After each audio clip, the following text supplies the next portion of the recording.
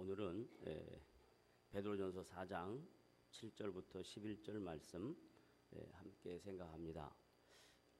이 말씀은 사도 베드로가 초대교회 성도들에게 성도가 이 땅에서 어떻게 살아가야 하는가에 대한 삶의 실천적 내용들을 가르쳐주고 있습니다.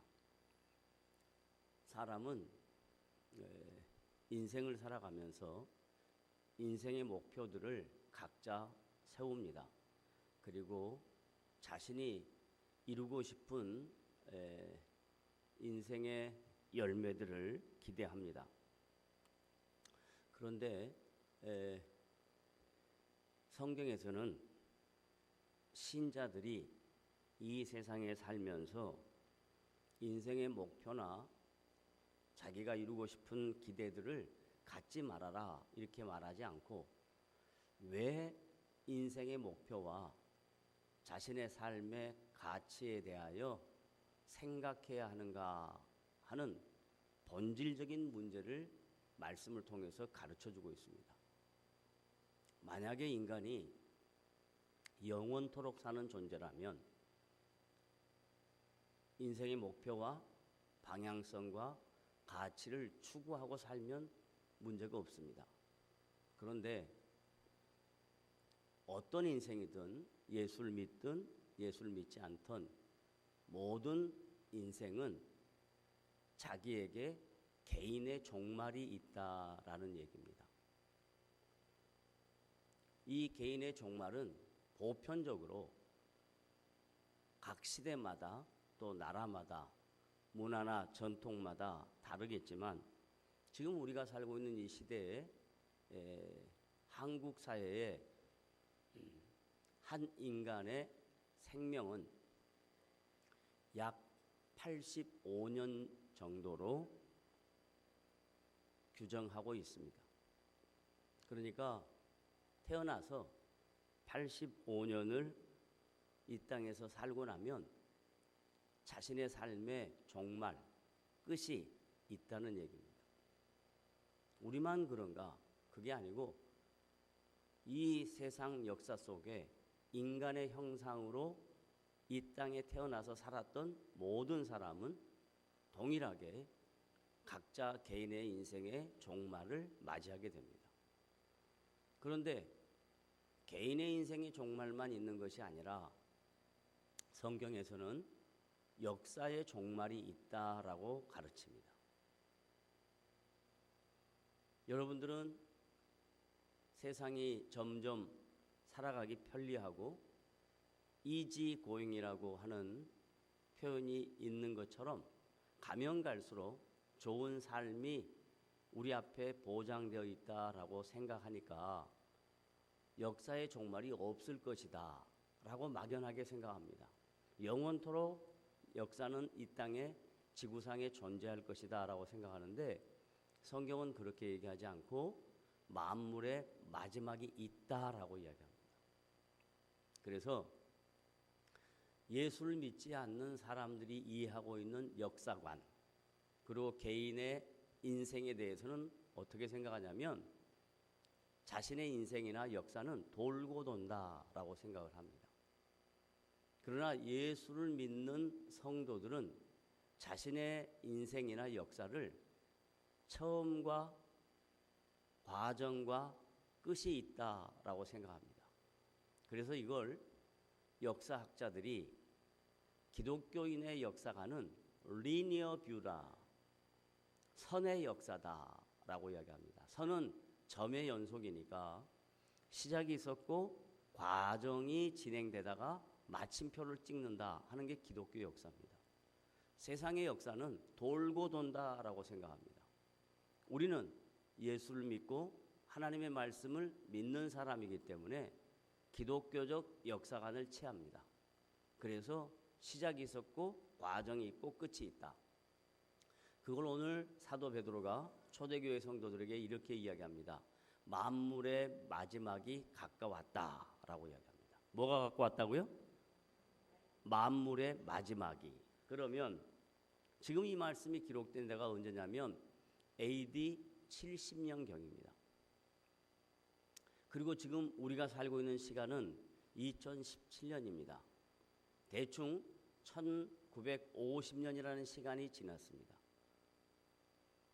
베드로가 이 말씀을 쓸 때 만물의 마지막이 가까웠다라고 말씀을 듣는 초대교회 성도들은 금방 곧 얼마 있지 않아 종말이 있을 거라고 생각을 했는데 종말이 1950년이 지나도 아직 나타나지 않았습니다. 그러니까 사람들은 종말이 없을 것이다 라고 막연하게 생각합니다. 그렇지 않습니다. 종말의 끝을 향하여 달려가고 있습니다. 마치 폭주 기관차가 어떤 목표를 향해 달려가는 것처럼 지금 우리가 살고 있는 이 시대는 마지막의 마지막 시대입니다. 분명히 마지막에 가까웠습니다. 그건 우리가 살고 있는 이 시대의 자연적 현상으로도 알 수 있고 인간들이 살아가는 삶의 모습에서도 발견할 수 있고 오늘 성경 말씀을 우리가 암송한 것처럼 만물보다 거짓되고 부패한 것이 마음이라 그랬는데 이 인간의 마음이 얼마나 철저하게 부패한가 하는 것을 우리는 매번 매스컴을 통해서 다양한 뉴스를 통해서 보게 됩니다. 예를 들면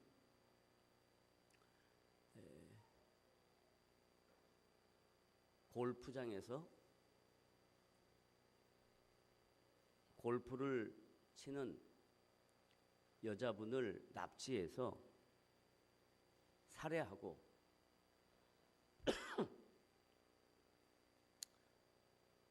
검거가 됐는데 그리고 현장 검증을 합니다. 그러면 적어도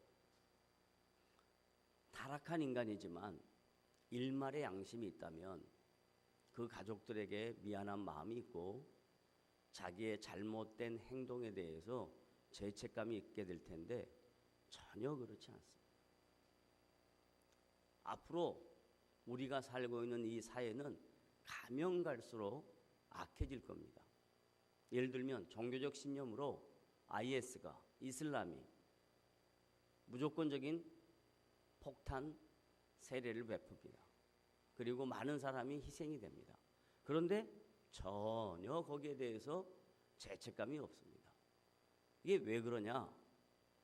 마지막 때의 모습은 이렇다라고 마태복음 24장에서 마지막 때에 나타날 현상들을 쫙 설명합니다. 다 같이 마태복음 24장 한번 찾아보죠.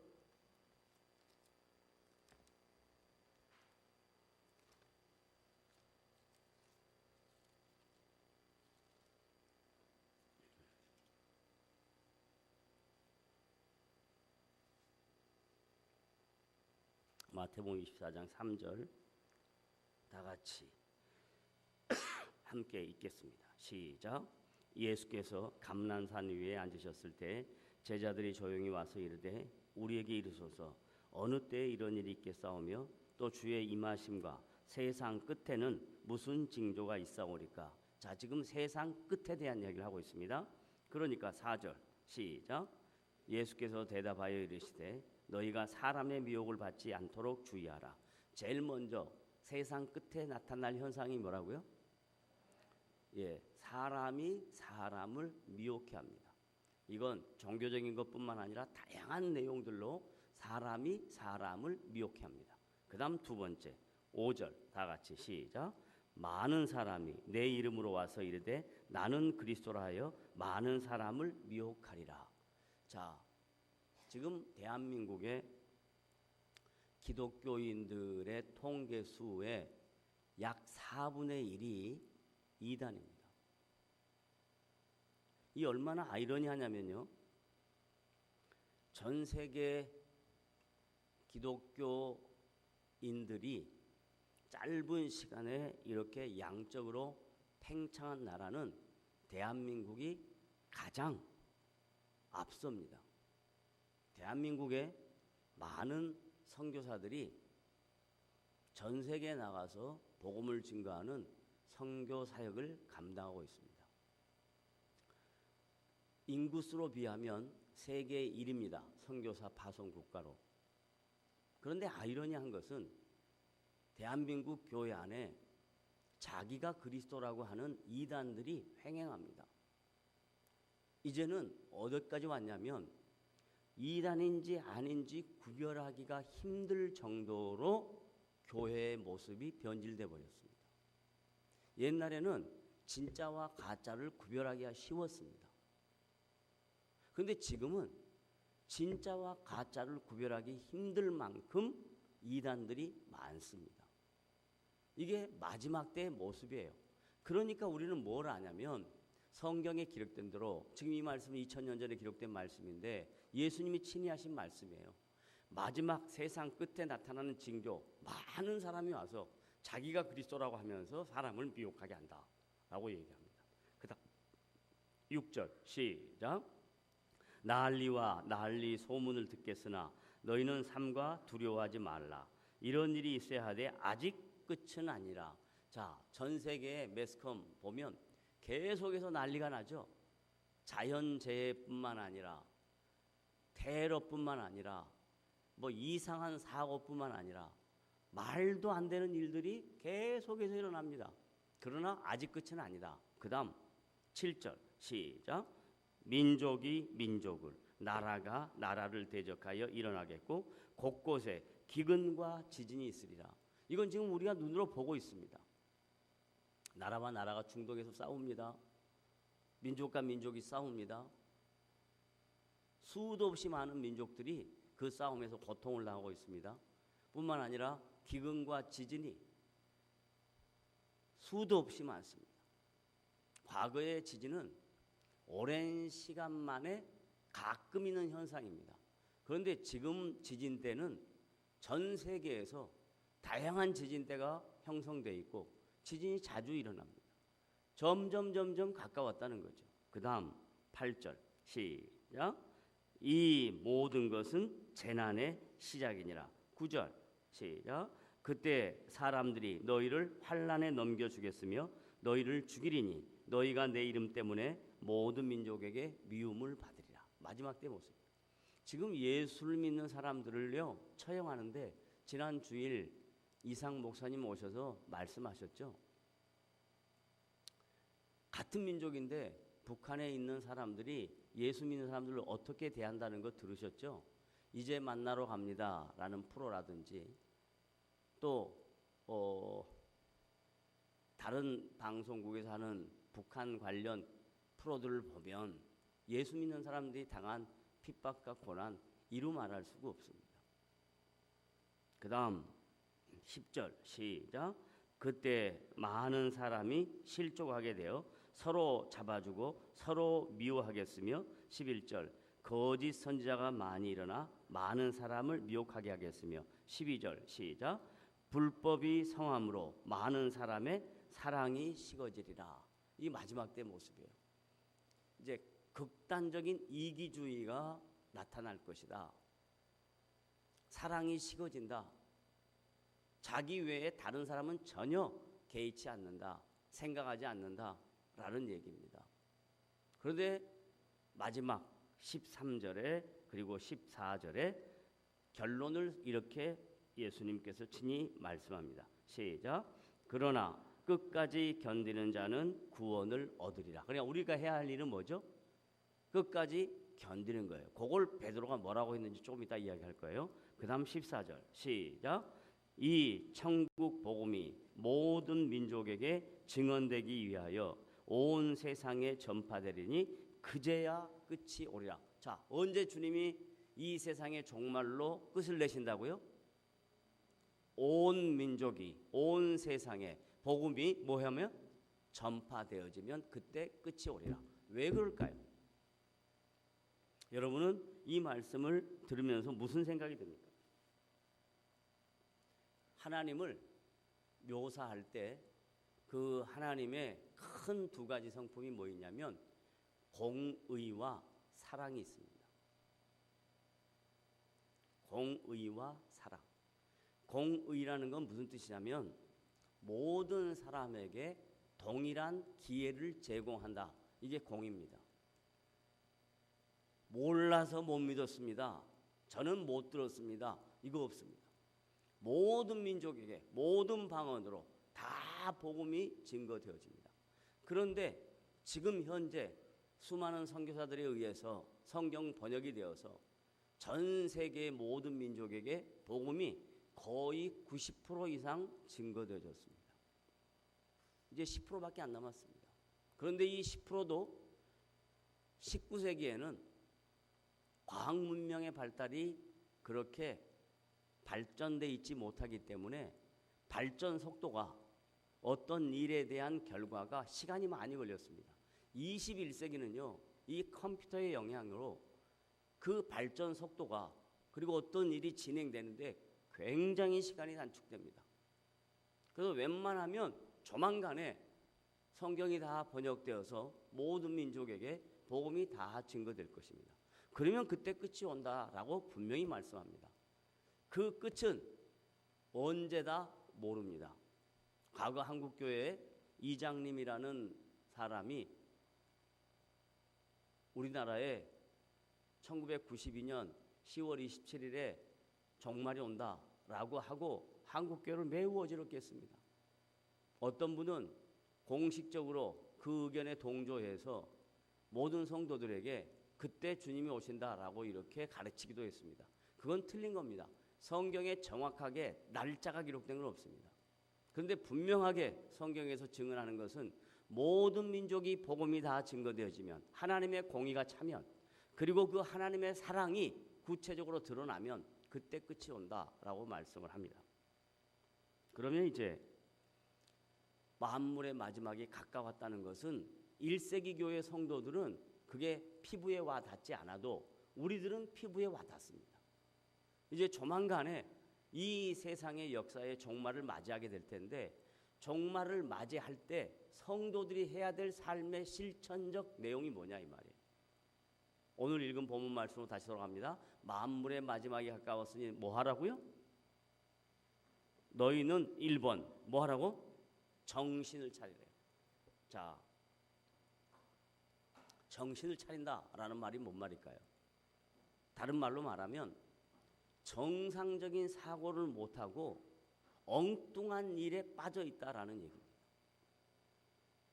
영어로는 sane이라고 표현하고 sane이라는 말의 반대는 insane입니다. sane이라는 말은 무슨 뜻이냐면 정상적인 사고를 하는 겁니다. 그런데 이 마지막 때가 되면 될수록 정상적인 사고를 못하게 되어 있습니다. 정신을 못 차리게 합니다. 다양한 일들로 우리를 정신을 못 차리게 합니다. 그러면 정신을 차릴 수 있는 유일한 방법은 뭐냐? 그 다음에 써놨어요. 그러므로 정신을 차리고 그 다음 뭐라고 그랬어요? 근신하고 뭐하라? 기도하라. 근신은 뭐예요? 자기를 돌아보는 거예요. 자기를. 그 자기를 돌아본다라는 말의 의미는 어떤 거냐면 내 인생 여기까지 인도하신 하나님의 인도하심이 얼마나 큰가.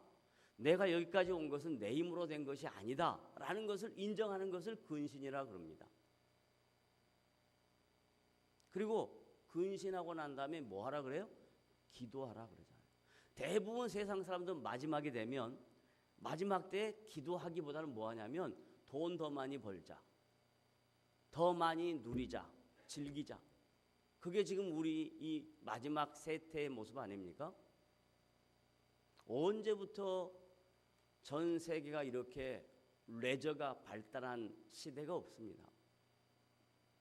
지금은 모든 사람이 레저에 다 빠져 있습니다.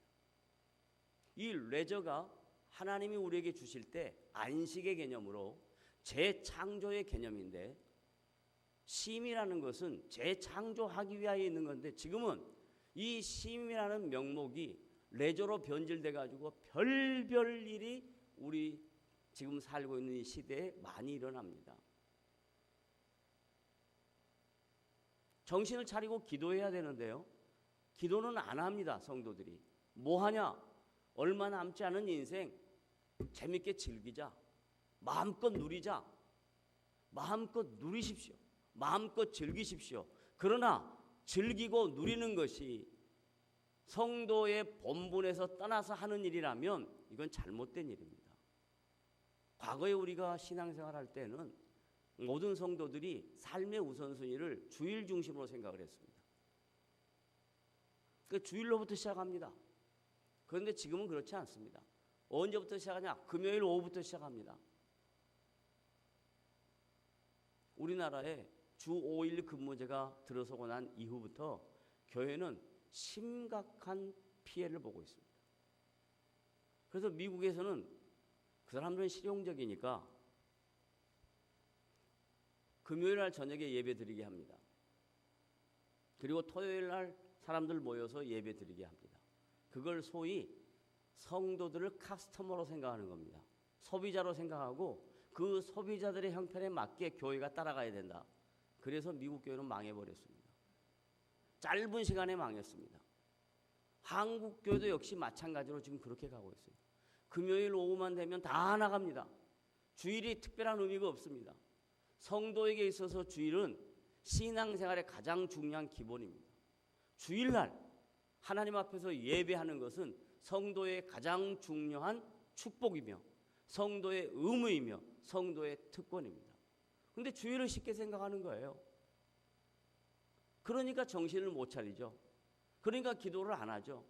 그러니까 2000년 전에 베드로가 만물의 마지막이 다가오면 사람들은 정신을 못 차리고 헤맨다. 그런데 성도는 정신을 차리라. 정신을 차릴 수 있는 유일한 방법은 뭐냐? 기도해야 된다. 그럼 기도는 언제 하냐? 어디서 하냐? 교회 와서만 한다? 새벽에만 한다? 그게 아니고요. 여러분의 삶의 모든 현장에서 매 순간순간마다 하나님을 의지하는 겁니다. 따라합시다. 기도는 뭐라고요? 하나님을 의지하는 것이다. 다시. 기도는 뭐다? 하나님을 의지하는 것이다. 매 순간순간마다 하나님 의지하는 겁니다. 하나님 도와주십시오. 하나님 내 힘으로는 할 수 없습니다. 하나님만이 하실 수 있습니다. 의지한다는 말을 쉽게 풀어 설명하면 내 힘으로 못한다. 따라합시다. 내 힘으로 모든 것을 할 수 있다. 없는 것만, 못하는 것만 도와주세요. 이게 기도라고 생각하는 거예요. 그게 아니고 모든 것을 내 힘으로 할 수 없다라고 인정하는 게 기도예요. 기도가 무슨 미사여구를 붙여가지고 뭐 어쩌고 저쩌고 이거 기도. 본질적인 기도는 내 마음의 중심을 토로하는 거예요. 하나님 내 인생 살아봤더니 해봤더니 안 돼요. 나는 아무것도 할 수 없어요. 지금부터라도 하나님의 도움이 필요하니 좀 도와주세요. 이렇게 해보세요. 그래서 이 기도를 잘 설명할 때 누가복음 18장에서 기도를 이렇게 비유로 합니다. 불의한 재판관이 있어요. 가부가 있습니다. 불의하다라는 말은 재판을 똑바로 하지 못한다라는 이야기예요. 그런데 하나님께서 이 과부의 원함을 들어주십니다. 여러분이 겉모습으로는 대단한 것 같습니다. 그런데 여러분의 내면의 실체 안에 들어가면 마치 아무것도 없는 과부처럼 빈털터리의 인생이 지금 나의 모습이에요. 그 나의 모습을 인정하고 하나님, 당신만이 내 삶의 주인인 것을 믿고 주님을 의지하고 간구하오니 주님 도와주십시오. 두 손을 들고 주님 앞에 굴복하면 주께서 도우실 줄 믿으시기를 바랍니다. 기도는 뭐라고요? 금방 또 지나갔네. 기도는 뭐라고요? 하나님을 의지하는 것이다. 다시 기도는 뭐요? 하나님을 의지하는 겁니다. 그래서 사도 베드로가 만물의 마지막에 가까우면 해야 될 거 뭐냐? 첫째, 그러므로 정신을 차리고 근신하여 기도하라. 그 다음에 두 번째 뭔가 보세요. 두 번째까지만 하겠습니다. 8절 다 같이 시작. 무엇보다도 뜨겁게 서로 사랑할지니. 무엇보다도라는 말을 다시 바꾸면 그 중에 제일 우선에 해야 될 일이 뭐냐? 뭐라고요? 서로 사랑하라. 그럼 마지막 때가 되면 뭐가 식어진다?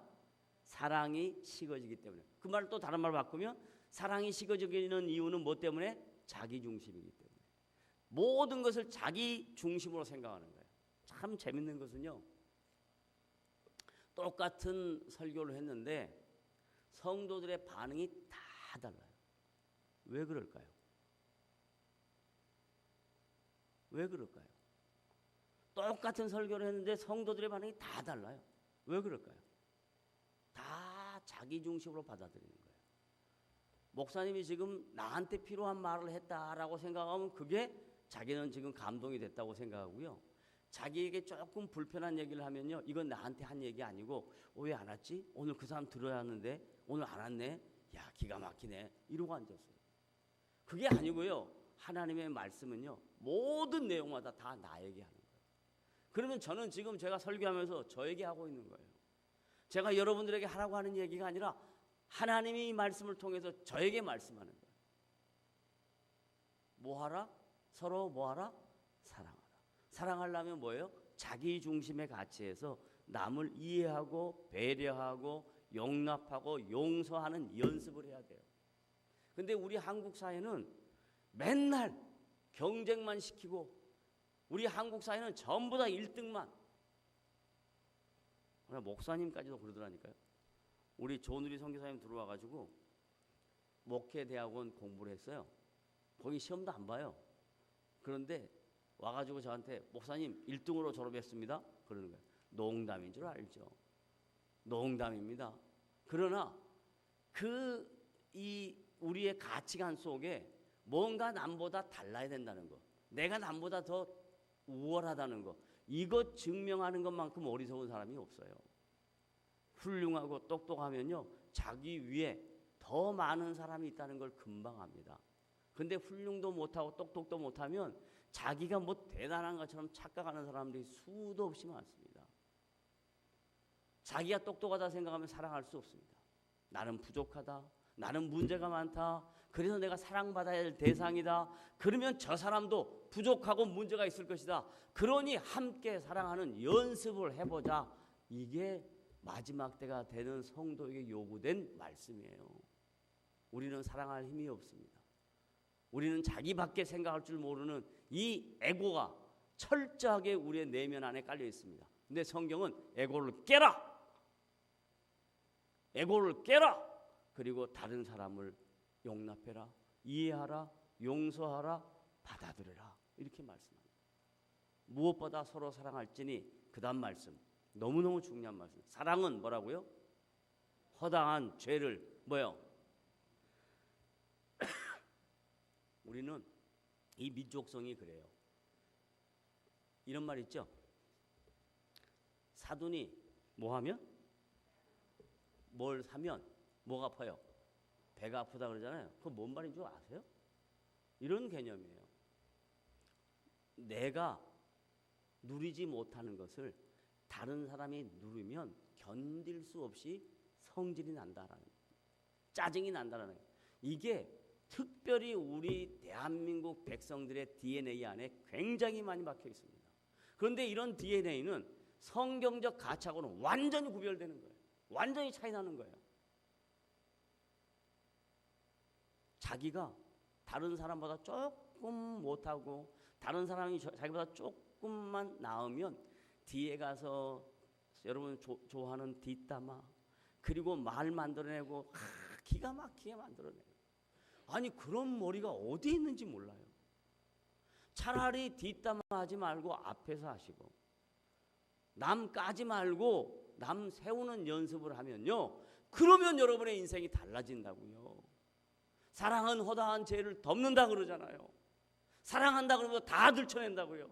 내가 이런 말은 안 하려고 그랬는데 이거 너만 알고 있어. 지랄하고 있네. 뭘 너만 알고 있어. 그 말은 뭔 말은 다른 사람한테도 했다는 얘기예요.